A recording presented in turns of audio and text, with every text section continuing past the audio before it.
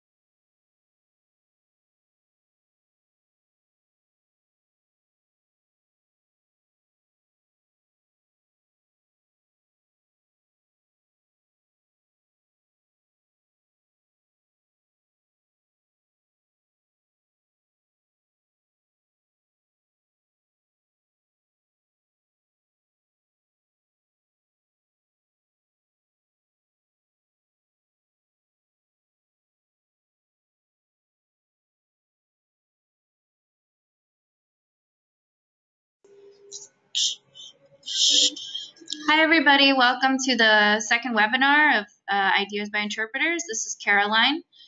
Just letting you know that we're going to be starting in a few minutes, waiting for a few others to trickle in. So hold tight.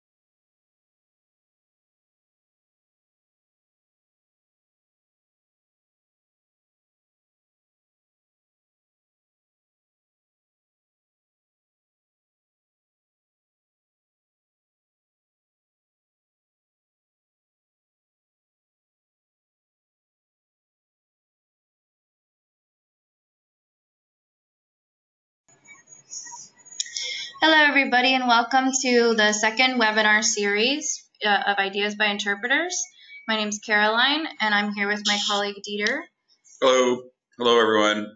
Welcome to the webinar second in the series, I guess, and focus on regulatory compliance interests that all of you out there who may be interpreters, medical interpreters, might be agency side, freelance. HIPAA compliance is always an ongoing interest for folks that are interested in medical interpreting, and we thought it'd be a good idea to put something together around this. Actually, we had some requests for this, of course, and so we put together a presentation to discuss regulatory compliance, sort of at a high level, some of the areas of training for medical interpreting, and kind of bundle it together with HIPAA compliance discussion as well. So thanks for joining us, and I guess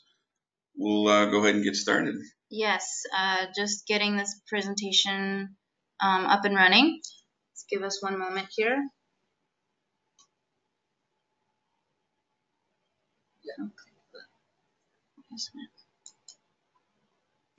Okay, awesome. So here we go. So yeah, as Dieter was saying, we're going to be talking mainly about regulatory compliance for medical interpreters. And I know that the main sort of theme here was HIPAA compliance, but we're going to be delving a little deeper and talking about sort of some of the events that led to HIPAA compliance, and then also some other training opportunities out there for medical interpreters. So let's get started.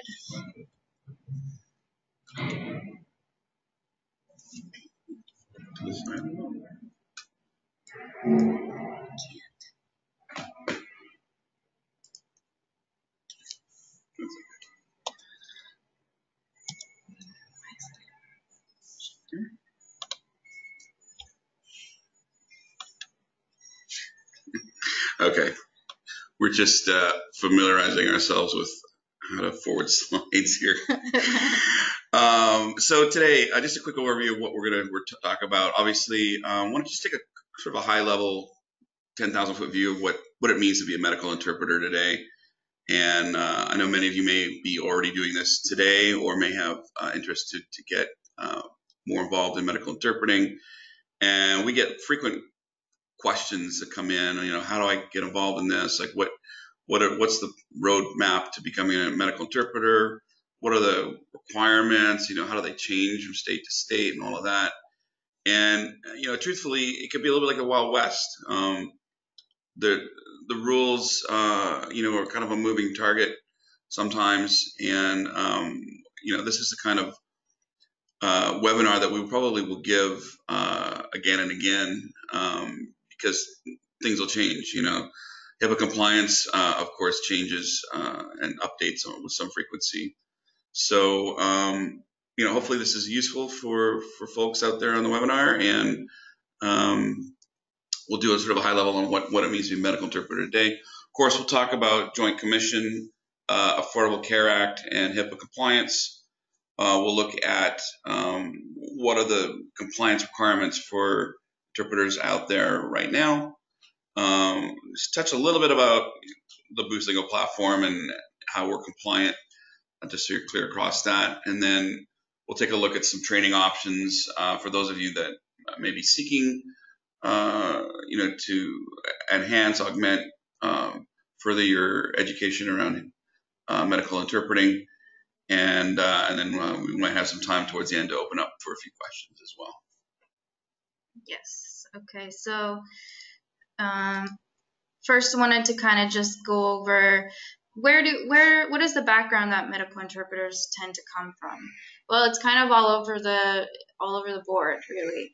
You've got people who are trained linguists. You've got people who are coming from medical professions. It's really been a mixture in my experience. That said, there's always medical training that we'll go over, half a dozen or so accreditation courses that you can take to become to sort of bridge the gap, so to speak. One of them is actually called Bridging the Gap, and we'll go over that. But yeah, basically, it's important to recognize that a lot of healthcare medical facilities are that require medical interpreting are starting to or have already started to require certain accreditation and certain certification, especially when it comes to medical interpreting. So that's, yeah, I think in the past it was not as important as it is becoming today for folks to have a college degree. Now, whether that's a junior college background or technical or vocational school, that may be the case. But more and more, we're seeing that a bachelor degree is required. Certain healthcare organizations and hospitals certainly are requesting it, requiring it. A lot of language service agencies that we speak with, of course, also make that a requisite. In addition to that, things like 3 years of experience in interpreting and stuff like that. But specifically for medical, one of the things that we would probably suggest is familiarize yourself with IMIA, which of course is the International Medical Interpreting Association. Within IMIA, the CMIE, Commission for Medical Interpreting Education, has really sort of been the trailblazer setting the standards for what medical interpreters, in terms of training and academic background, sort of what the prerequisites may be, and providing guidance to where you can get that kind of training. If we go to the next slide, I think one of the requirements, and I'll let Caroline dive into this, but typically it's 40 hours of medical interpreting preparation, and this can be there's a lot of different courses out there, of course, but it's usually the prerequisite before you can go on to do actual national accreditation. And there, of course, there are also some requirements for getting into that. Yeah, so like Dieter was saying, for national certification for medical interpreting, it's typical to have 40 hours of medical interpreting preparation in advance to pursuing the national certification. Other prerequisites can include completing language assessments in both languages that they're interpreting, which is pretty basic information you'll need to know if you're going to be interpreting. So obviously language, there's different ways to be waived from this, but if you're a certified court interpreter, you have verified professional experience in speaking English and the target language. There are other ways to prove these prerequisites, but these are the basic ones prior to getting nationally certified. Yeah, one caveat to that is that not all training institutions will waive these things. Some of them will, some of them will take it under consideration. It depends on who you do the training with, but you really need to suss it out.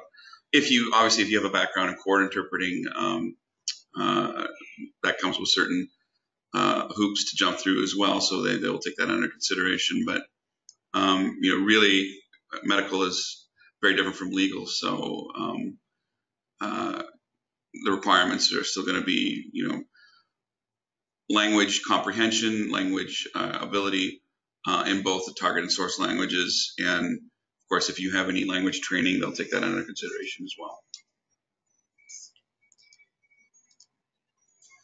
Some of the courses here that we've listed, this is about a half dozen courses or training institutions that we would recommend you take a look at.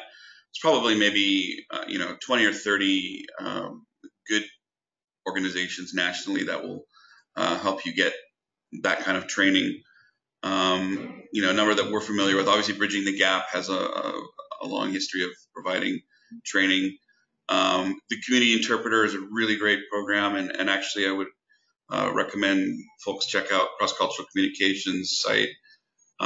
They have a really great resource center for advancing all areas of interpreting training and professional development. Definitely check that out. And their program, of course, is nationally accredited as well. MedTalk Training has a great program for medical interpreters, and would definitely recommend checking those folks out. This list is certainly not comprehensive, but these are some of the folks that we would recommend that you check out initially if you're looking to do some kind of 40-hour preparation in training for and getting ready for a national accreditation. Of course, we'll throw these up on our website at some point, along with others that we may recommend as well. But we can also send this PowerPoint out to anybody who's interested, and we'll be taking questions at the end. So, okay. In preparation for national certification, typical topics of discussion, generally covered in the trainings are roles of medical interpreters, communication skills, critical thinking, site translation, code of ethics obviously is important. A lot of folks will have you sign off on a code of ethics, so it's important to understand. IMIA has a really great code of ethics. I think that's one that we would recommend looking at. But certainly, like the Hippocratic Oath, right? There's a code of ethics that interpreters need to take a look at and abide by when considering getting into medical interpreting. Yeah, and there's always, situations that'll come up when you're in assignments that you just will need to consider how to act, how or when to act, as a cultural broker, an advocate. It's a fine line a lot of times, and we are aware of that. So if you have any questions or any concerns around those types of issues, we're always willing to talk about them too. Then obviously you go into interpreting techniques, the roles of an interpreter, modes of interpretation, obviously attention to verbal and physical cues in managing the flow of the session, all very important. And then, basic medical vocabulary, physiology, medical conditions, specialists in medical procedure. And then also really important is professional development and self-care. Obviously, when you're in assignments that are requiring medical interpretation, it's often a lot of, can be emotionally stressful material. And so self-care is one thing that's also very, very important to consider. Yeah, we never really talk about that much, right? I mean, it's interpreting can be a tough job. Yeah, you're exposed to a lot, and I think coming from a social work background, I'm always an advocate for self-care, just because I know it's so important for sustainability in the type of profession that you're in if you're being exposed to difficult situations.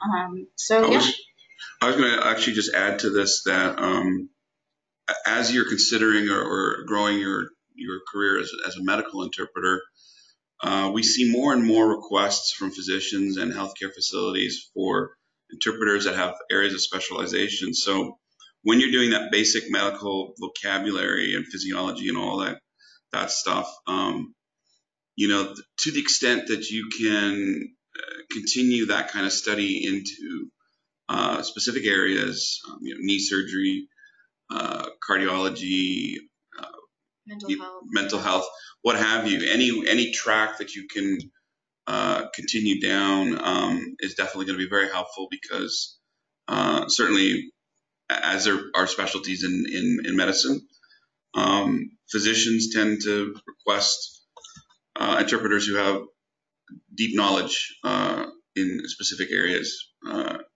So something to think about as you do your medical training. Yeah, that's a really good point. So just a little bit about national certification. CCHI has been providing national accreditation for some time now.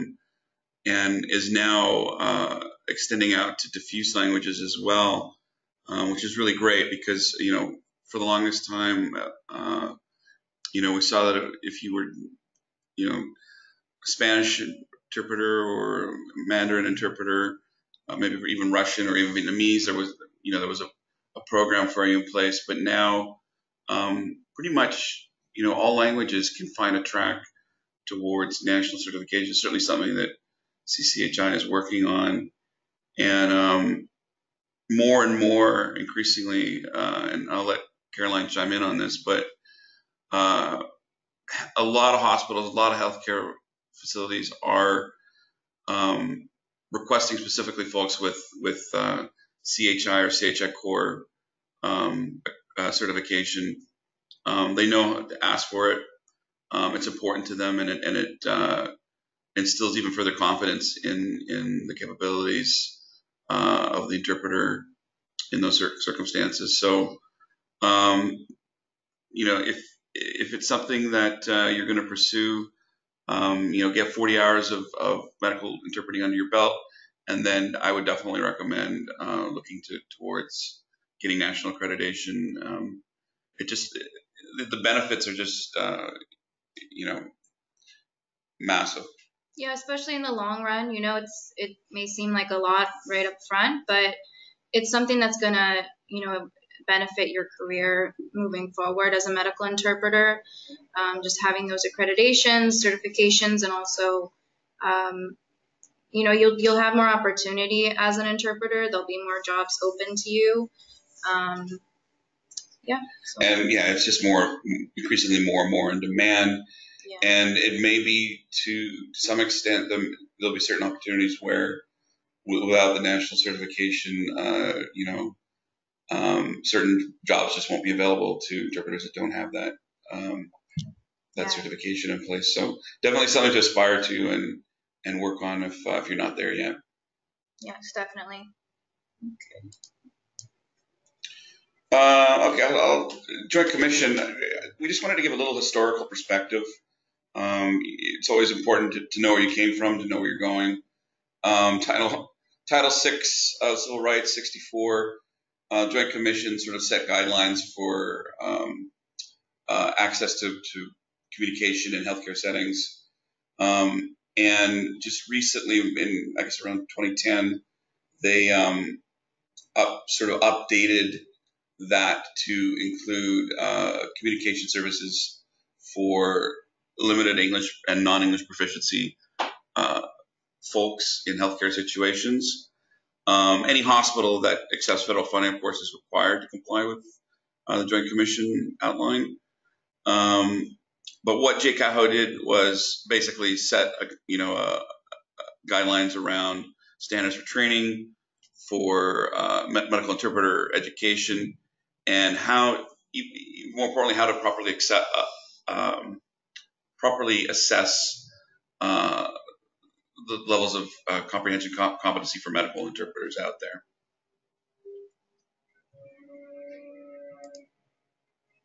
Beyond that, most recently, 2016, Section 1557 of the Affordable Care Act really further defined, what hospitals needed to provide to LEP patients in terms of language support. And the two most important points to the ACA update was that they had to post notices all over the hospital that you have access, and you've probably all seen these with the notification that you have a right to having an interpreter represent you in the top 15 non-English languages in each region or area. And you can find, we should put that up on the website somewhere. There's a great, I think stats, U.S. Statistics Office updates the list every once in a while with what the top 15 non-English languages are, state by state or region by region.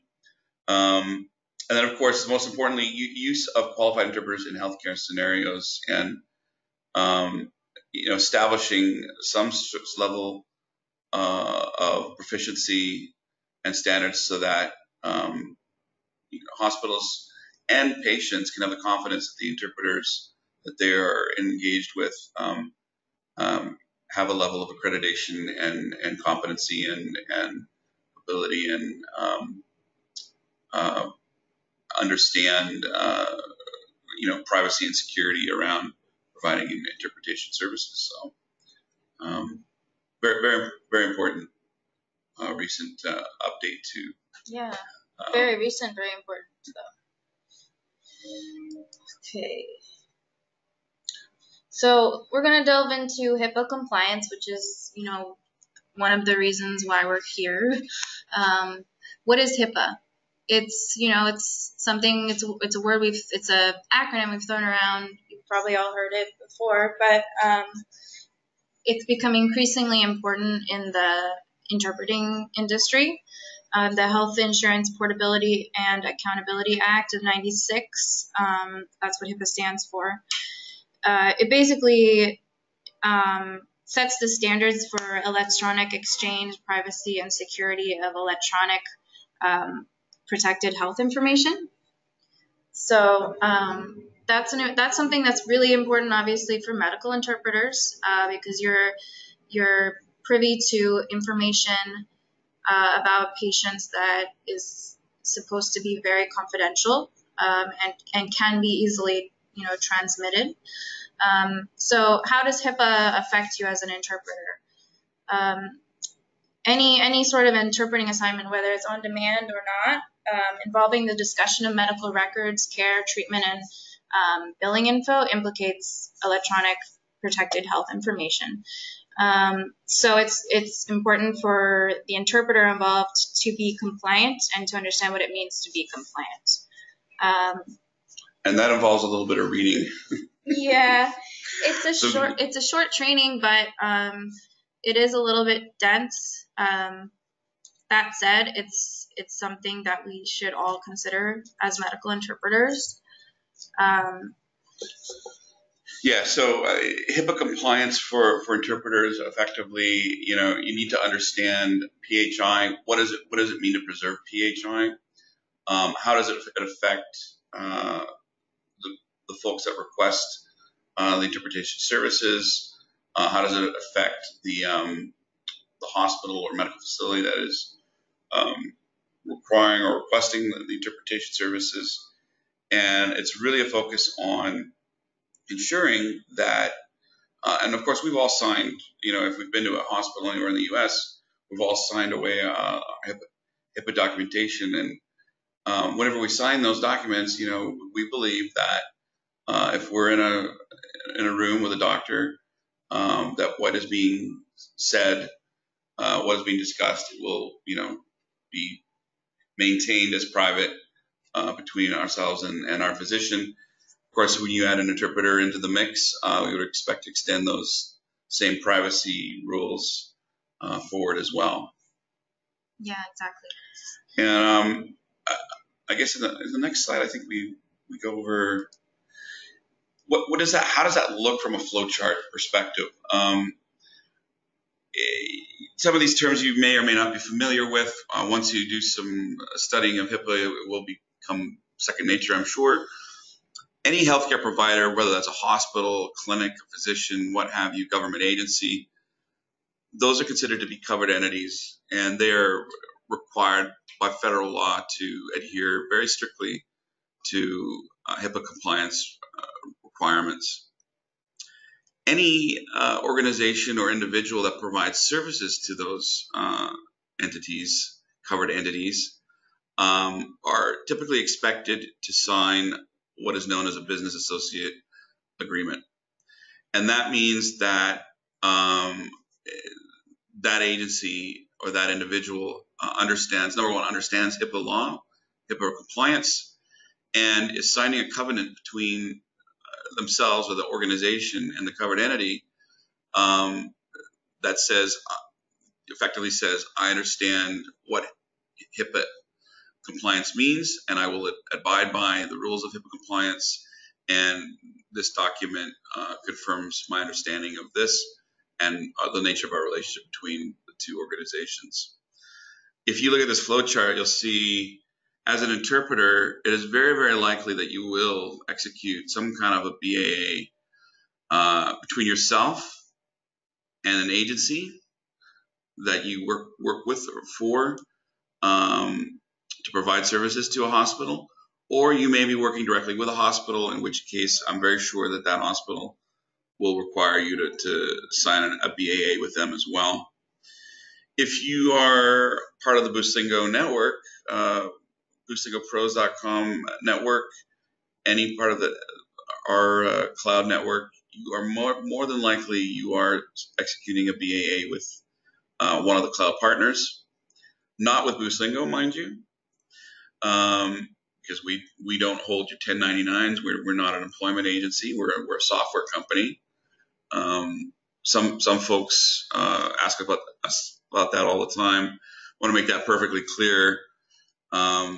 We are not an agency. We are a software company, but we provide a platform and a network by which hospitals and language service agencies connect interpreters to sessions with requesters. Now, we may sign a BAA with a hospital or a language service agency if required, but we would never sign that with interpreters. That would be, again, via the agency or directly with the hospital, depending on the circumstances. I think on the next page I have, what definition of a BAA. Yeah, so you may be required, and I'm pretty sure you'll be required to sign a code of ethics document if you work with an agency. You will definitely be required to sign a BAA agreement with any healthcare organization, and it's effectively a 3 or 4 page. Most of the BAAs that I've seen are 3 or 4 page agreements that cover off on the responsibilities that you have when it comes to personal healthcare information, private healthcare information, and as a medical interpreter, you will most definitely be required to execute that directly with all facilities, as I've mentioned. And I think in most cases, agencies would require it as well. Some do not, but I think increasingly more and more they will be requiring this as a condition of being a medical interpreter. It effectively creates a covenant between yourself and the healthcare organization in a very legal way. So it's actually a pretty serious document, and it's definitely a part of the HIPAA compliance requirement as well. So as an on-demand interpreter, it may be a little more fuzzy on what it means to be HIPAA compliant, especially on the Boostlingo platform. I want to make it really, really clear, though. The types of training that you can do, they give you a certificate that you can upload to your profile. And we're actually trying to implement a deadline for medical interpreters to become HIPAA compliant. And it's a 2-hour training, hour-and-a-half training. So it really does not take long, and it's $19. Yeah, well, so we've worked with a number of training organizations. We do not, Boostlingo doesn't provide the training, but we do work with a number of HIPAA training organizations. I think HIPAAtraining.com is one of them. There's probably a half dozen organizations that are legitimate, accredited HIPAA training organizations. You can just Google that. We don't recommend one over the other, but it's a 90-minute training course. And one of the things that we need to make very clear is that there's no such thing as being HIPAA certified. That's a misnomer. There is HIPAA compliant, and that's it. The reality is that you're taking HIPAA training, compliance training, to understand, the preservation of PHI and the HIPAA regulatory system and program. You can easily do that training, in a few hours, and then there's a test at the end, and I think most organizations require 70 or 75% pass rate. Once you have that, they'll generate a certificate of training for compliance, and that's what we're looking for to upload to the Boostlingo platform. Yeah, and just to be clear, it's in your Boostlingo platform under profile, under documentation. You check yes to say that you are HIPAA compliant, and you upload the documentation under documentation. If anyone has any questions on that part, I'm happy to show you guys. If you get stuck trying to find a suitable HIPAA training organization, just drop us an email. We'll set you in the right direction. Yeah, and I think on the next page I did list, or maybe I didn't. Yeah, I mean HIPAAtraining.com is one. Yep. There's a few of them. There's two or three that we're aware of that are national, and even some of the smaller training organizations can provide it. But as you can see in the slide, HIPAAtraining.com is the one that we use here internally, and we've had obviously very good success with that. Yeah, and just important to note that you have to keep up to date with your training, so it's in every 2 years you have to renew it. But again, it's only 90 minutes, pretty simple. And it's not very expensive. No. It's $20 or $30 depending on who you use, but it's part of doing business.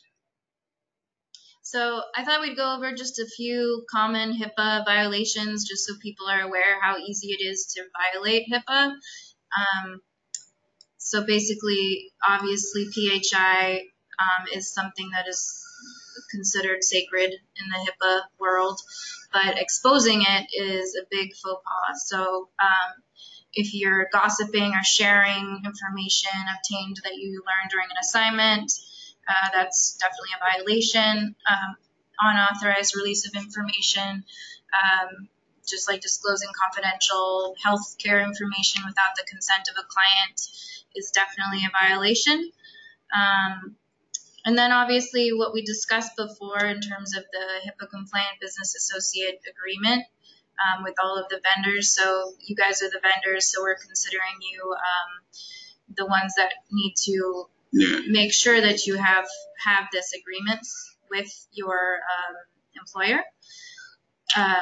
Yeah, and I want to actually maybe just make a finer point on that.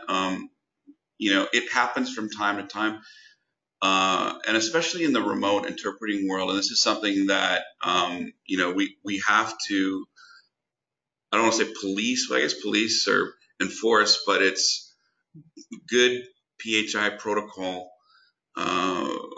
for remote interpreters. It's the same rules apply really as when you're on site. You're in a private room with the patient. The same rule applies if you're doing this video remote interpreting or telephonic. You need to be in a room that is closed to anybody else accidentally coming into the room. You need to make sure that it's private. Ideally, it's a relatively quiet location, and there's no opportunity for anyone else to overhear or violate PHI. And that's very critical, because if it happens, you are liable, and it's a big deal. So, and certainly if you were to share any PHI, I mean, I think it's kind of common sense, but you just don't talk about what you've interpreted ever. And I know that it's pretty common sense, but again, those things that go without saying need to be said, right? Yeah, and it's easy to accidentally violate these things, so it's always important to bring them up. Just sort of keep it in mind that when you're in a medical interpreting environment, the rules are much more austere than they would be in other circumstances. Although I think a lot of the HIPAA compliance stuff is common sense stuff that you would use in any interpreting session, no matter what. Yep, so just like this emoji guy, keep your lips zipped. Exactly. Move on. So this is an important document Dieter's going to go over that we created. It's something you guys can refer to. Yeah, I thought I'd throw this in as well because if you're interpreting for, on the Boostlingo pros.com network, someone may ask you, well, is the platform HIPAA compliant? And the answer is a resounding yes. We need to adhere, similarly, as interpreters need to adhere to specific rules per the HIPAA requirements. We tick and tie all the areas of security, database access, encryption, decryption, management. All of that needs to be ticked and tied to HIPAA compliance regulation. The Boostlingo platform actually exceeds JCAHO and HIPAA compliance requirements in all areas of security, privacy. One of the we can go to the next slide as well. It just shows you an example of so like for example, you can look at logging audit controls. It applies to section 164.312/B and yada yada yada. The point being that when you're in a session in the platform, the data that's being transmitted between you and the interpreter and the requester is encrypted up and down both ways. So there's no way to breach that data stream. The data is secure. The platform is regularly tested to make sure that it's secure. And as I said, the platform was built to exceed compliance specifications from a number of regulatory compliance agencies, and we continue to strive to build upon that. We'll be seeking even greater, higher security compliance certification over time as well.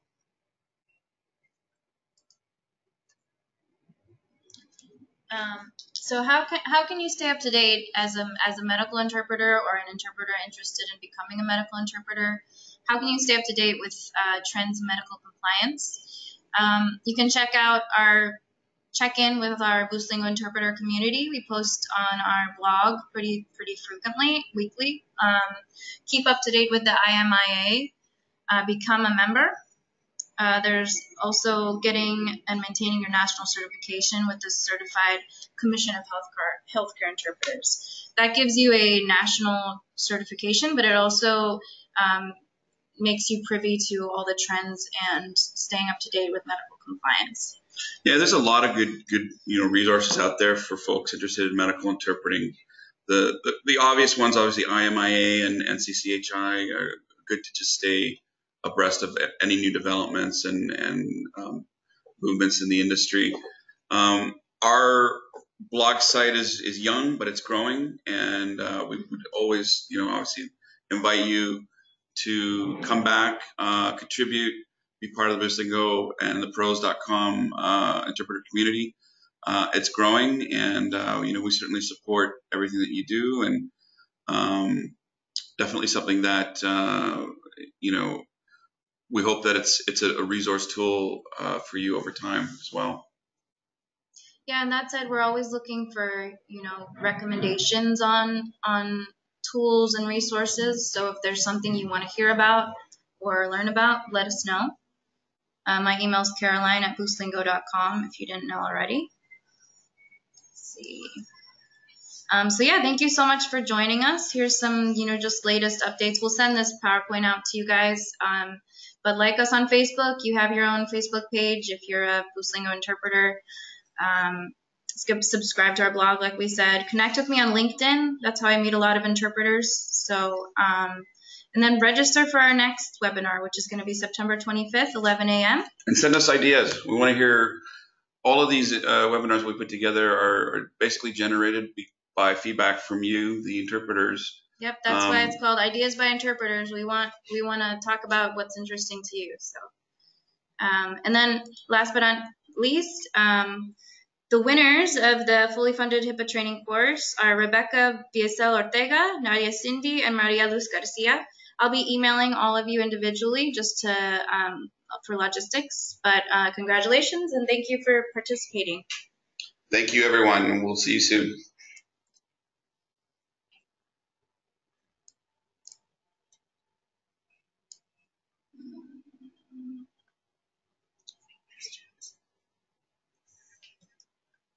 We still have a few minutes. You know what? We're going to go in and answer a few questions if people still have them. Yeah, actually, we have about 10 minutes. We've got 10 minutes, so I'm just going to go through them and we'll just do what we can to answer them. 1 second here.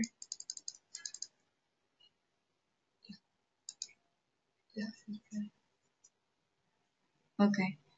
Okay, I'll read the question and you can do the answer. It's probably the easiest way. Okay, sorry. Give me 2 seconds here. I'll go to the top.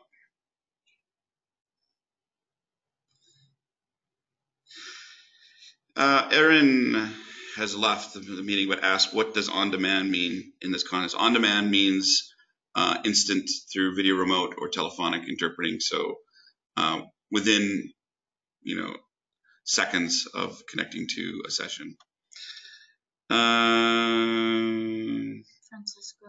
Francisco asked, previously you've given us an online course. Just going to provide this. Okay. Provide that certification. I don't understand that. Francisco, I'm going to have to email you back on that one. I have completed the required 40-hour medical interpreting training to apply for the CCH exam. During the training, we covered the HIPAA regulation as well, Code of Ethics, training for HIPAA, or cannabis. Maria, we'll get back to you on that. I think the answer is it is included. If you have done that, gotten that far, you're actually covered for HIPAA compliance. As a component of that exam, I think you are, and we will double check on that one. So the question was, if I've completed the 40 hours medical interpreting training and will apply for the CCH, I do believe that most courses, you need to check with who you took it with, maybe double check with them. But in most cases, if you've done a 40-hour or equivalent program, HIPAA compliance is typically covered in that. You'd know because they would have had a section dedicated to HIPAA training. And then last question from Ahmed. Just after completing the course online, how can I collect the certificate? It's sent to you via email as a PDF document that you can upload to your profile. Can I share my HIPAA compliance from Language Line? Absolutely. Yep. Okay, great. So if there's no other questions, we'll close out for today. But just want to let you guys know that we're going to be posting kind of a debrief with some resources on the Interpreter Facebook page and also on our blog. So please check those out. One last note on that. Can I share my HIPAA compliance from Language Line or elsewhere? Absolutely. If it's a valid HIPAA compliance training certification, just keep track of the date because it expires every 2 years. All right. Thanks, everybody. Thanks, everyone.